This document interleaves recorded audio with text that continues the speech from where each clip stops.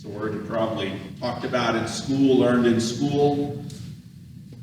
Thinking about ourselves as sort of the unique primary foundation of humanity, us as individuals. John Vervaeke, one of the guys that I've been in dialogue with for quite a while, and he was at the Thunder Bay Conference. He has a question that he'll ask students about meaning in life. What would you want to continue to exist even if you, as an individual, weren't here? Now, he tends to ask that in a secular context to secular students, and they wrestle with that question because we're used to thinking ourselves as individuals, standalone, me and mine. But because most of you are Christians, you probably have a pretty good, healthy list of things that you are invested in.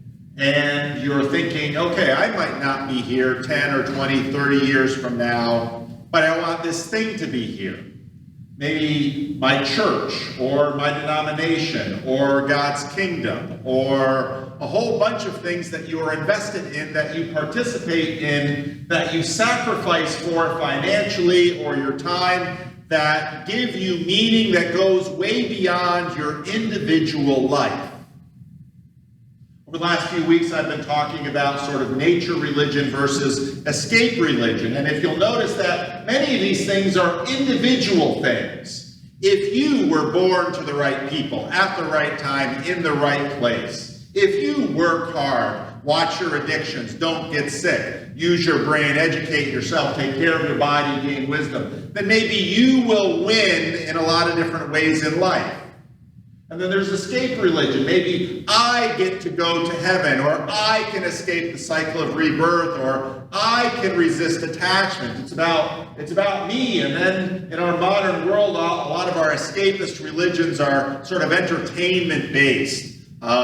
I want my me time where I get to watch my show and have my hobbies and play my games and do the things that I want. And drug addiction is perhaps one of the most uniquely individual escapes, where I'll sacrifice almost anything around me just so I can have my relationship with my drug. And that gets into these nature religions and escape religions, seeking hidden knowledge for success. What do I need to have? What skills do I need to have so that I can succeed? And I'll be a part of relationships for as long as they meet my needs. And I'll have a romantic relationship until it no longer seems to fit what I want. And it's part of the reason people are, marriage rates over the last 3 or 4 years, in fact, have plummeted, because a lot of people are saying, well, I can have a romantic or a sexual relationship with someone, but as soon as it doesn't work for me, I'm out of there.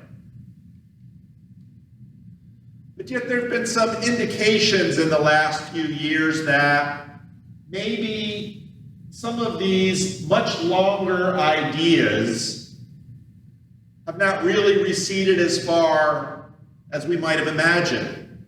When a few years ago Notre Dame Cathedral caught fire, it wasn't that a whole group of people suddenly didn't have the space to go to church where they went every Sunday. In other words, if Living Stones burned down, a bunch of us would be dislocated. Maybe some people in the community would say, I kind of miss the church on the hill. But for the most part, there wouldn't be. The United States would marshal its resources and have a big conversation about how to put the building back the way it was. That likely would not happen. And just recently, with the death of the Queen, suddenly, it's a rather odd thing in America, which of course fought a revolutionary war so that we would no longer be under the English monarchy. With a number of people paying attention to the funeral and lauding the Queen and her family, I thought, I wonder if Americans had to have a vote to somehow, put the Queen, or I don't think people like Charles as much as they liked her. People think differently about it now. It's not just another building, and it wasn't just another funeral. A number of weeks ago, I preached about the logos of the cross of Christ.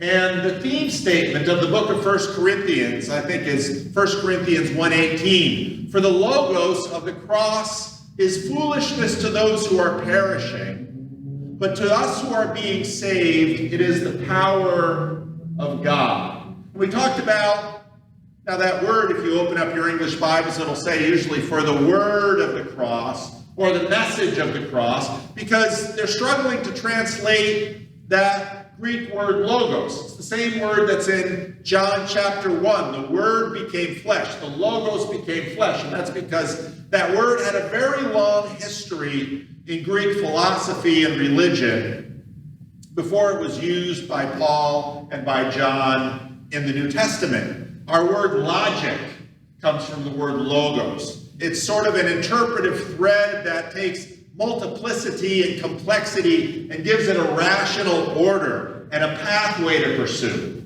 It's the logic of the cross. And of course, everybody in Rome understood the logic that the Romans had of the cross. The logic was, if you're an enemy of the state and we want to make an example of you, whether you're a runaway slave or a rebel, we're going to put you on a cross. And some of you remember that old movie Spartacus that was about a slave revolt in Rome of Spartacus, and how the Romans lined a road with 500 crosses, all with people who revolted against them. And they would leave people on the cross not just for an afternoon, but often for days and weeks. And it would be, they put it on the places where almost everyone would drive. Here in Sacramento, you would probably put it downtown over where 50 and 80 and 5 all come together so that everyone would see the logos of the Roman cross, which was, if you cross Roman power, we will crush you. And what's more, we will torture you, we will mock you, and we will take you down, your reputation, your body, your family, everything. Paul said in chapter 2, we do not, however, speak a message of wisdom among the mature. Many in Corinth thought themselves to have arrived because they had learned complex philosophy or fancy words or special spiritual practices, and so they considered themselves the mature. But not the wisdom of this age or of the rulers of this age who are coming to nothing. Now, those are just sort of vague generalities. I often have the cover of Tom Holland's book, Dominion, in my sermons, and it'll come a little bit later. But if you want to read an earlier book about who Paul is talking about, the rulers of this age and their wisdom, you can read an earlier book of his called Dynasty, which goes into the Julian-Claudian dynasty with Julius Caesar and Augustus Caesar and Tiberius Caesar and Caligula and then finally the house ending in Nero, who would eventually kill Paul and Peter. These are the rulers of the age, and they had a way of operating, and it was the logos of the Roman cross. And everybody understood who was on top of the world order, because they imagined that they themselves, of course, were not only blessed by the gods, but they themselves were gods. And Paul says that entire order is coming to nothing. And if you had asked anybody in the 50s, the middle of the 1st century AD, is that entire order coming to nothing? They'd say, no way. Nero is in charge. The Julian Claudians are in charge. They rule the world. And Paul says, nope, they are coming to nothing. No, we declare God's wisdom, a mystery that has been hidden and that God destined for our glory before time began. None of the rulers of this age understood it, for if they had, they would not have crucified the Lord of glory. The Corinthian church has been working their brand of nature religion to become the mature, or the complete, or the ultimate. But there was something new that was revealed in the logos of the cross of Christ that has always been there, but was not plainly seen. It was clearly not understood by the rulers, or they would have changed their behavior, which they didn't. And in fact, of course, Nero would be the end of that house. And after Nero fell, you would have a succession of Roman Empire, of emperors for centuries, who would usually take the throne by killing the previous dynasty. And that is how, in fact, the rulers of this world work. This is what we speak, not in words taught us by human wisdom, but in words taught us by the Spirit, explaining spiritual realities with Spirit-taught words. The person without the Spirit does not accept the things that come from the Spirit of God, but considers them foolishness, and cannot understand them because they are discerned only through the Spirit. Now that sounds very esoteric and very mysterious, but if you look at it very concretely, in the cross of Christ, it suddenly makes sense. Because what Jesus did on the cross made no sense to anybody in the world at the time, but for us, it seems, in fact, completely reasonable. The cross will not become a symbol for Christians for centuries to come. It's only in the 3rd or 4th century that Christians begin to use the cross as a symbol to represent themselves, because before that, no one would ever use it as sort of a source of pride. Can you imagine a teenager going to school, well maybe you can, with a little golden electric chair across, hanging from a necklace, or maybe a little noose. You would be sent home from school if you went to school with a little golden noose hanging around your neck. It's that sort of scandal that the cross had. But all of this changes with Jesus. All of this changes in terms of the spiritual imagination of the entire world. Why is it that slowly but surely, after the dawn of Christianity, the ubiquity of animal sacrifice disappears from the world bit by bit?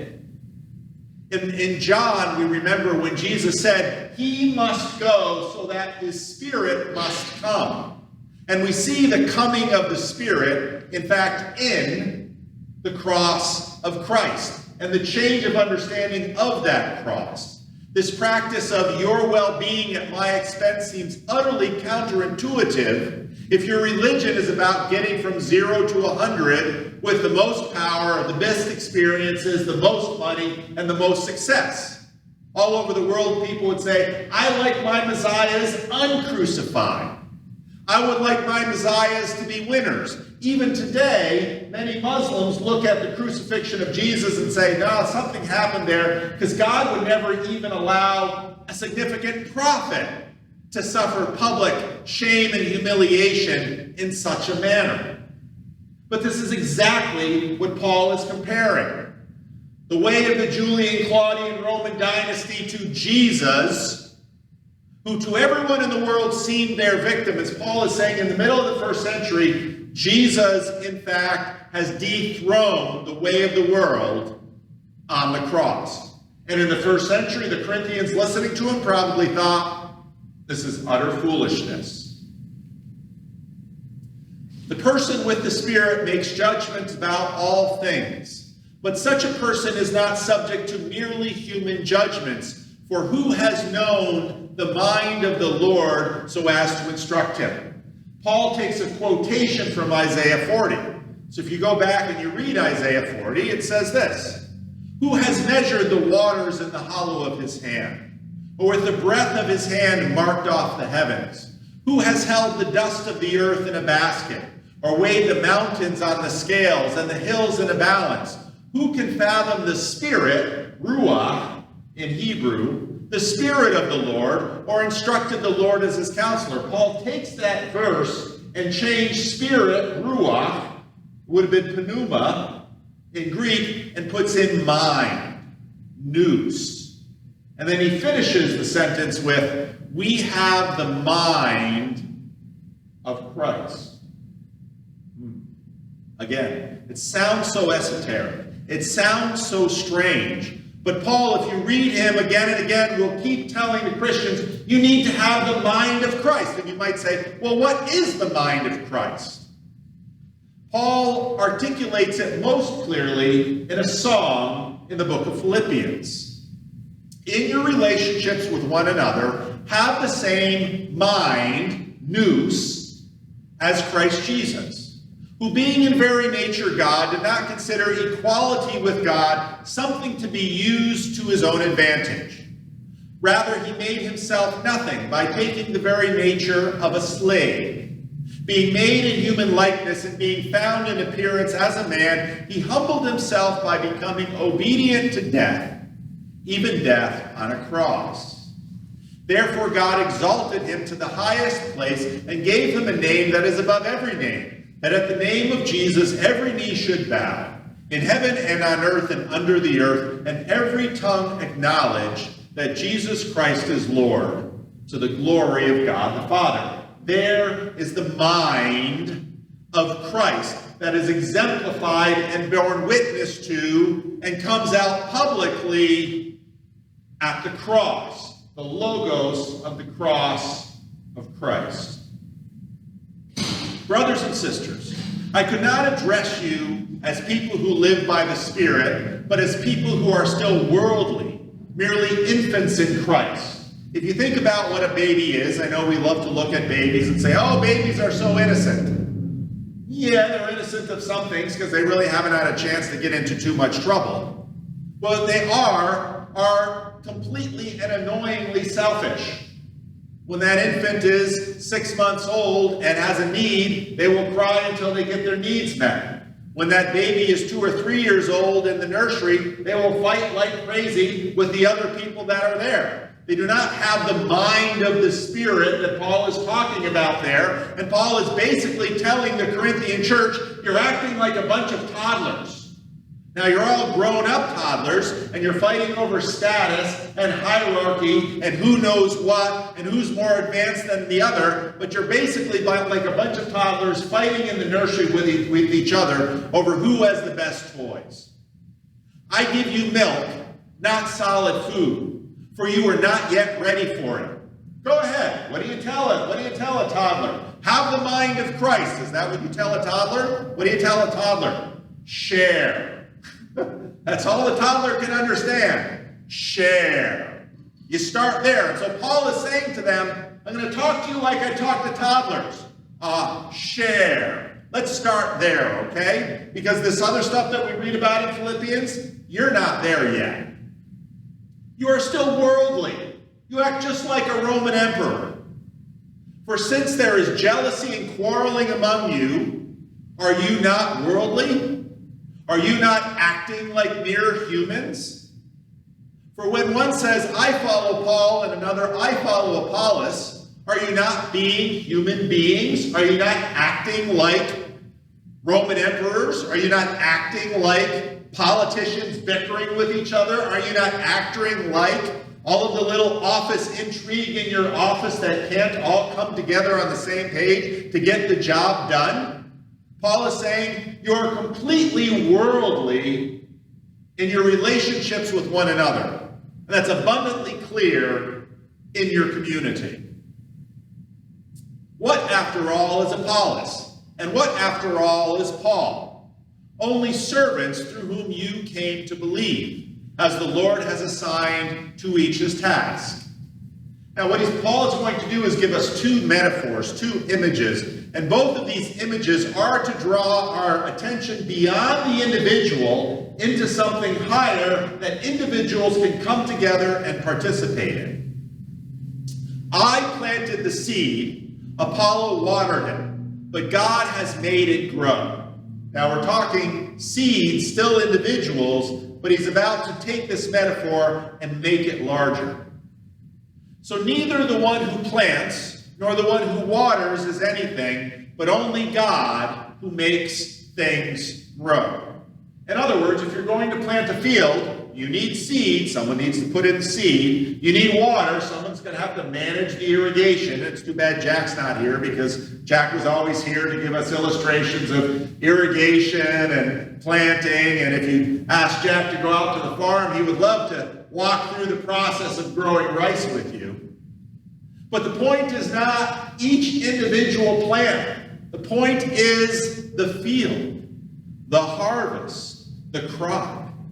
And Jack would be the first one to tell you, we measure the soil, we work on the conditions, we do all of this, but we only make the situation, and it's God who brings the growth of the plant. Same thing is true in church. We try to have a good situation whereby you can come in, but it's only God who brings the growth in you, and it's only God who brings the growth in the church. The one who plants and the one who waters have one purpose, but they will each be rewarded according to their labor, for we are co-workers in God's service. It's not about Paul, it's not about Apollos, it's not about Cephas, it's not about us as individuals, it's about the communal effort that God uses to take all of this together and create a field. And then Paul switches metaphors. A building. Now, all of these images are about the one and the many. You have a part to play here. And actually, I was bragging to someone about this church because you're really hard-pressed to find someone in this church that doesn't have a part to play in this church, partly just because it's so small. If you can warm a glass, we will find a job for you. And we will press you into service because we need your help, because there aren't that many of us. And everybody has their part to play. So, if I'm not here, well, you can get a pinch hitter preacher to come in. If Rick's not here, we're not going to have streaming. If Roger's not here and Jared's not here, I don't know who's going to flip slides. If the deacons aren't here, we can't manage the money. If the elders aren't here, we're not going to have communion. I mean, on and on and on and on. But it all goes together into one thing. It's the one and the many. It's the individual pieces and then the complete picture. And then Paul now switches metaphor from a field to God's building. Well, what would God's building be? It would be the temple. By the grace God has given me, I laid a foundation as a wise builder. Paul was there first, planting the church in Corinth. And someone else building on it. Cephas came through. Apollo came through. But each one should build with care, for no one can lay any foundation other than the one already laid, which is Christ Jesus. He went first with the logos of the cross of Christ. There's the foundation. If anyone builds on this foundation using gold, silver, costly stones, wood, hay, or straw, their work will be shown for what it is, because the day will bring light. Now you might notice right there in the text, day is capitalized. The editors of the NIV have done that because they are aware that Paul is referencing this day of the Lord tradition that I speak about often. It's a tradition in the Old Testament, comes out of the book of Joel. The day is the day of judgment, when we will see, in fact, what the quality of the church has been. We have testing day if you're at school, and we will see if you've learned anything in class. You'll have evaluation day at work when your boss looks at you and says, we will see what you have accomplished. And Paul says, every church has a day in which it is tested, and in that day, the quality of that church is seen and known. It will be revealed with fire, and fire will test the quality of each person's work. It's like the three little pigs. You get a house of straw, a house of wood, and a house of brick. And the day is sort of like the wolf that comes. But if what has been built survives, the builder will receive a reward. If it is burned up, the builder will suffer loss, but yet will be saved, even though only as one escaping through the flames. One of the things after visiting Europe I noticed is that if you want to build something that lasts, build it beautiful. Why? Because if you build it ugly, probably 50 or 100 years, the building isn't going to suit anymore. They're going to look at the building and say, this isn't worth anything anymore. Tear it down. So we'll tear it down. But if you build it beautiful, they'll look at it and say, oh, the AC doesn't work so well, and it wasn't wired for electricity or anything like that, but it's so beautiful. Let's keep it. And so Paul says, everyone who comes along and adds something to it, builds part of it, and then what you have will be tested. Don't you know that you yourselves are God's temple and God's Spirit lives in your midst? Now, Paul's writing this in the 50s, which means that the temple in Jerusalem is still standing. Paul is making a rather audacious statement here because he is saying that the people in Corinth are where God's Spirit lives. Now, again, that sounds so esoteric and abstract from us, but if you think about the logos of the cross of Christ, if you think about your well-being at my expense, if you think about what Jesus was communicating when he was being crucified, that, you can think about it as an idea, but it's much more as a practice. If that practice is living here between the people, remember when I talked about having the mind of Christ? If living out of that mind of Christ is happening in this space, then Christ's Spirit, seen on the cross, is at work in that space. That's exactly what Paul is saying. And if it's at work in that space, then you are God's building. You are God's temple.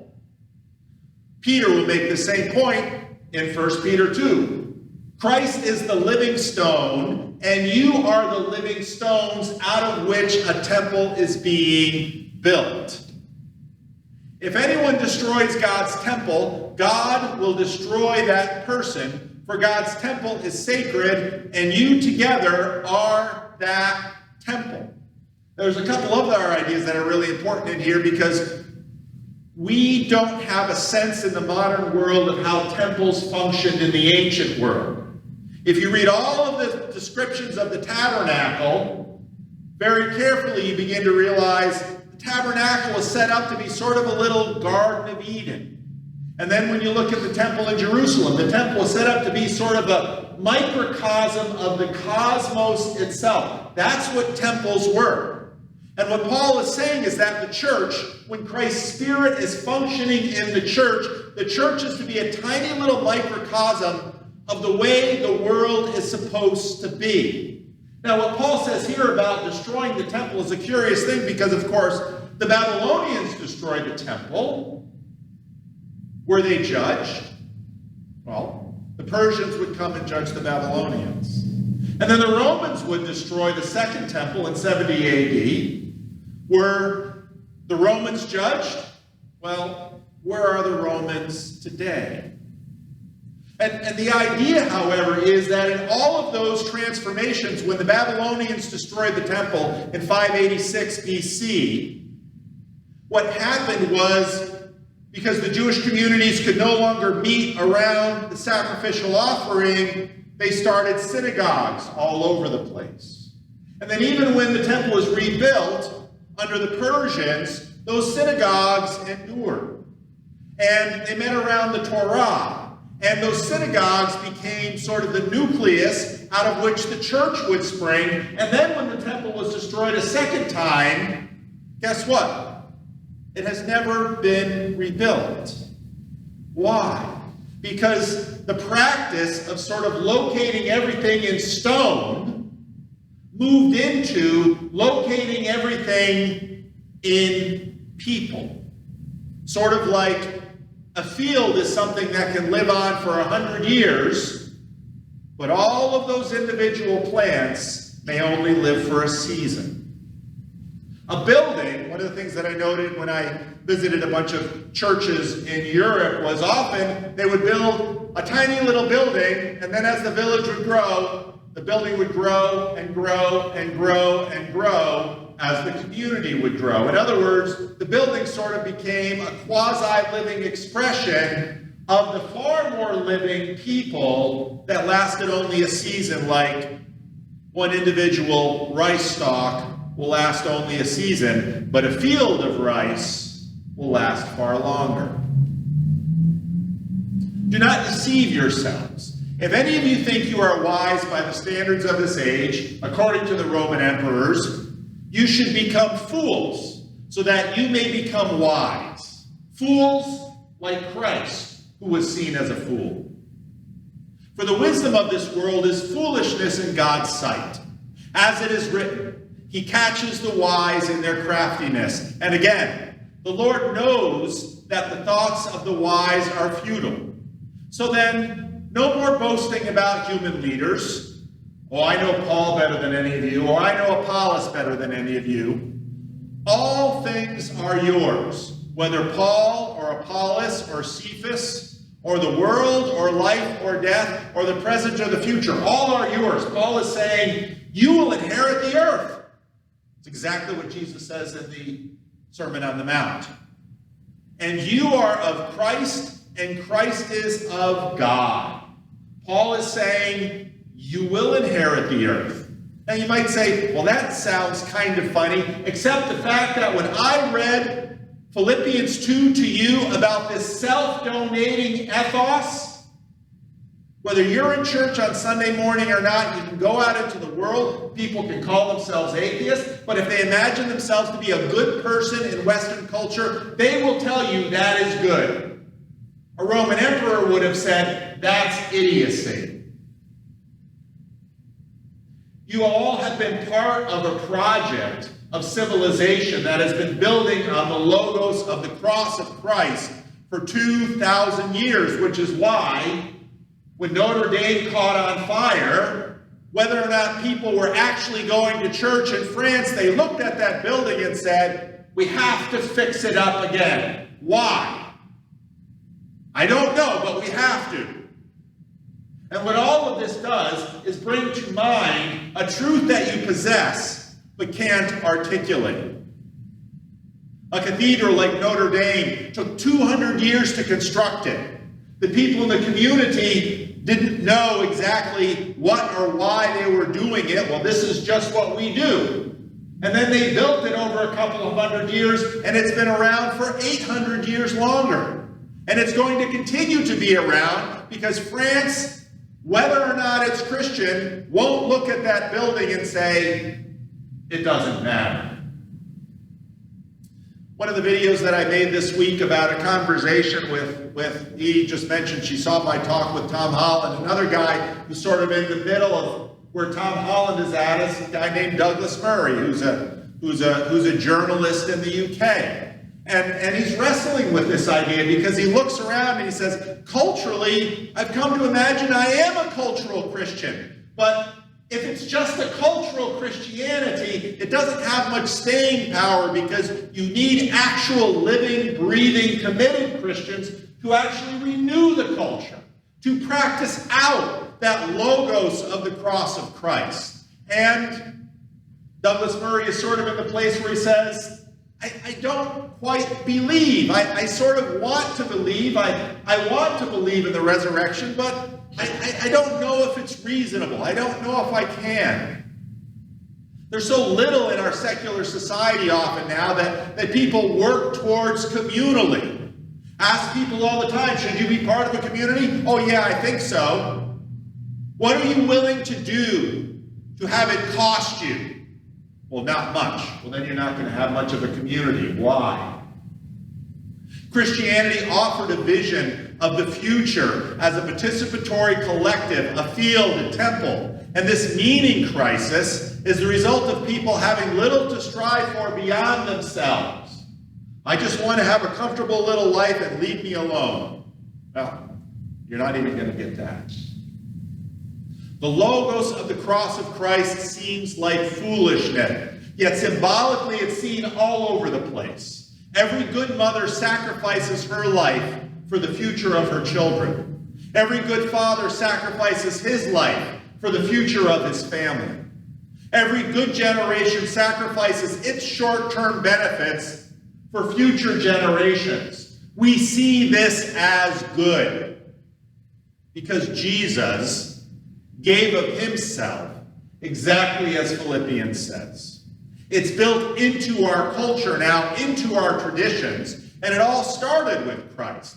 And his Spirit has been moving through time, yet each generation has to take it and say, I don't want it to just be in the buildings, I want it to be in my life. It's embedded in cultural traditions, but we don't even recognize it as religious. So the question is, what will you do? Will you take something that is a theoretical idea and make it actual in your life by living into it, by taking the mind of Christ as displayed on the cross? Do you see Christ's kingdom as a temple, as a field, as something you can participate in? Do you see your life as something that has significance far beyond this earthly record might bear witness to? One of the things that strikes you when you go into these churches in Europe is you find all of these stones and things in the walls, and sometimes even, in fact, the graves of people in the church. And in a sense, they're marking and saying, I was here 500 years ago. These are my people. This is my place. I invested in this place. But every successive generation must make it their own. How do we do this? Well, Christ as field, Christ as temple, Christ as body. On the night he was betrayed, he took bread and he broke it. And right here you see the manifestation of the Spirit of Christ in a startling new way that takes his disciples by surprise. They're expecting the rehearsal of the Seder, of the Passover celebration, of the lamb that gives its life for the family with the blood on the doorpost. And Jesus now steps into the place of an animal and says, this is my body, not the body of an animal that didn't have any say in the matter, but my body. And I who has say in the matter. I take my body, and my body will be broken for you. Every mother who has given birth knows that body is broken for the child.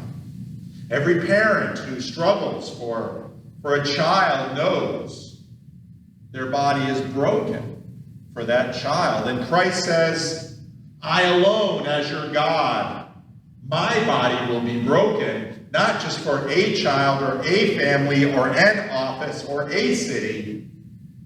My body is broken for the world and for all of you, not just the individual stalks of rice, but for the field, for the building, for the temple.